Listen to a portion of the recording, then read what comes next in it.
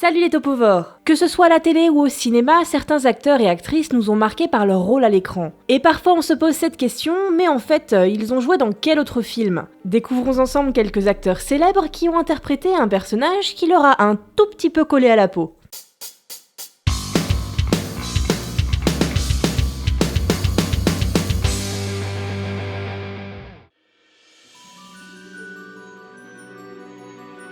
Il est toujours très délicat pour un acteur de série de se défaire de son rôle. Vivre son personnage pendant des années, l'incarner à l'écran pendant des dizaines, parfois même des centaines d'heures, eh bien ça ne doit pas être évident tous les jours. En 1996, Gillian Anderson, qui voulait devenir archéologue étant petite, endosse le rôle de l'inspecteur Dana Scully dans la série X-Files. Avec l'aide de son compagnon Fox Mulder, incarné à l'écran par David Duchovny, elle résout des affaires paranormales durant près de 9 saisons jusqu'en 2002. Le succès est tel qu'elle reçoit de nombreuses récompenses et que la série est adaptée en long métrage au cinéma. La suite de la carrière de Gillian Anderson se passe plutôt bien puisqu'elle se trouve de nombreux rôles dans de chouettes films et qu'elle est de nouveau saluée pour ses prestations. Néanmoins, si sa carrière a de quoi faire des envieux, le rôle de Dana Scully l'a marquée tout au long de sa vie, et pour le grand public, le reste de ses interprétations passe relativement inaperçu. Son attachement au personnage est tel qu'en 2016, soit près de 13 ans après l'arrêt de la série, X-Files revient sur nos écrans avec un duo qui a pris quelques années au compteur, mais qui est toujours aussi efficace. Ça fait tout de même plaisir à un certain nombre d'entre nous.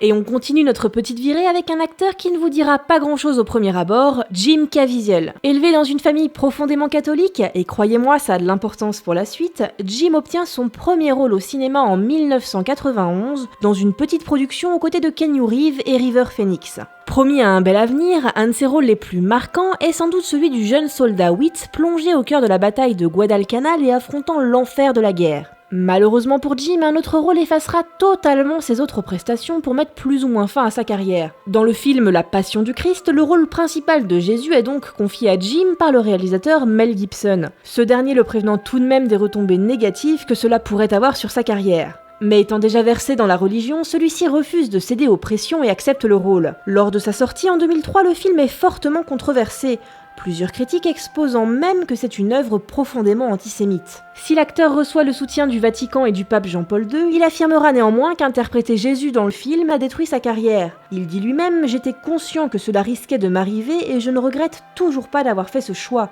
comme catholique et comme acteur ». Depuis, Jim a joué dans quelques films et commence à retrouver une certaine renommée, surtout du côté des séries. Et on lui souhaite bien du courage.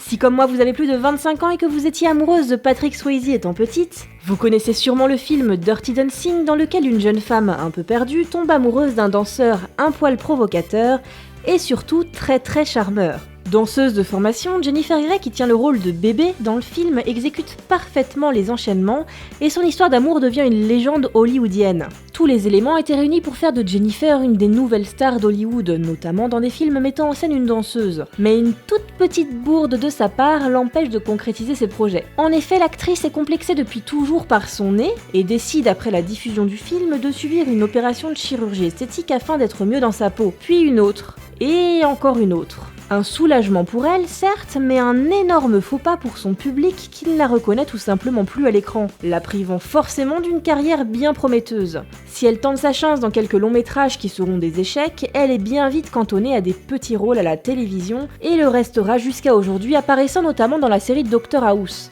Ouais, ça fait mal. Bon, ok, on ne pourra tout de même pas lui enlever le fait qu'elle a rendu une génération entière de jeunes filles toutes plus envieuses les unes que les autres. Les rôles qui collent à la peau, ça ne date pas d'aujourd'hui, loin de là. Anthony Perkins, c'est un peu l'homme à tout faire du cinéma des années 50. Il se fait remarquer grâce à son physique de jeune homme bienveillant et entame même une carrière de jazzman reconnue. Si les choses semblent bien se profiler pour lui, il se voit proposer en 1960 un rôle qui va bouleverser sa vie par le célèbre réalisateur Alfred Hitchcock. Interprétant le personnage de Norman Bates dans le film Psychose, un des plus grands succès d'Hitchcock, l'image du psychopathe dangereux qu'il véhicule rend mal à l'aise beaucoup de monde, et sa prestation est tellement hors norme que beaucoup ne pourront plus le voir autrement que comme le personnage qu'il incarne. Sur le papier, cela ne met pas fin à sa carrière car il continue à jouer dans de nombreux films, mais il se contente souvent des petits rôles ou d'apparitions furtives. Il lui faut attendre la proposition du film Psychose 2 pour reprendre à l'écran son rôle, un personnage dans lequel il s'enferme de plus en plus en acceptant Psychose 3 en 1985 et puis Psychose 4 en 1990. En fait, c'est un peu l'ancêtre des séries pas terribles, du genre Saw, si vous voyez ce que je veux dire. Vous le reconnaissez sûrement, le jeune Luke Skywalker, le héros de la première trilogie Star Wars qui est interprété par l'acteur Mark Hamill. Après le succès international du premier opus, il devient une superstar avec Harrison Ford et Carrie Fisher, ses compagnons à l'écran. Un rôle qu'il n'a bien failli jamais endosser dans l'Empire contre-attaque, puisqu'entre le tournage des deux films, Mark Hamill est victime d'un accident de voiture qui le paralyse notamment d'une partie du visage. C'est d'ailleurs pour cette raison que l'on peut voir les véritables traces laissées par l'accident sur son visage au début du film. Après avoir joué ce personnage haut en couleur, Mark Hamill a énormément de mal à trouver sa place dans des productions hollywoodiennes, à tel point qu'il finit par quitter les plateaux pour s'orienter vers une carrière sur scène plus proche de son public. Cependant, il n'en a pas fini avec le monde du cinéma et de la télé, puisque dans les années 90, il commence une carrière particulièrement prolifique de doubleur. Ne mettant plus ainsi en avant son physique et donc son image, il devient ainsi la voix emblématique du Joker dans les dessins animés Batman de 1993 à 2012. Il fait aussi de nombreuses apparitions dans d'autres dessins animés comme Hey Arnold ou des productions bien plus pointues comme Le Château dans le ciel de Miyazaki, mais aussi dans les jeux vidéo Batman, prolongeant ainsi sa carrière sur de nouveaux médias. En 2015, il revient finalement sur les écrans de cinéma pour notre plus grand plaisir à travers une furtive apparition dans le rôle de Luke Skywalker à la fin du 7e épisode de Star Wars. Mais bon sang, quelle apparition!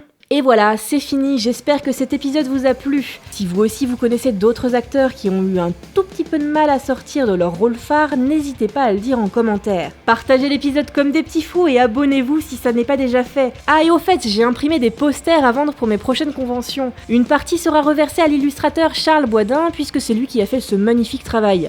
Voilà, du coup pour moi c'est fini, donc je vous dis à la prochaine.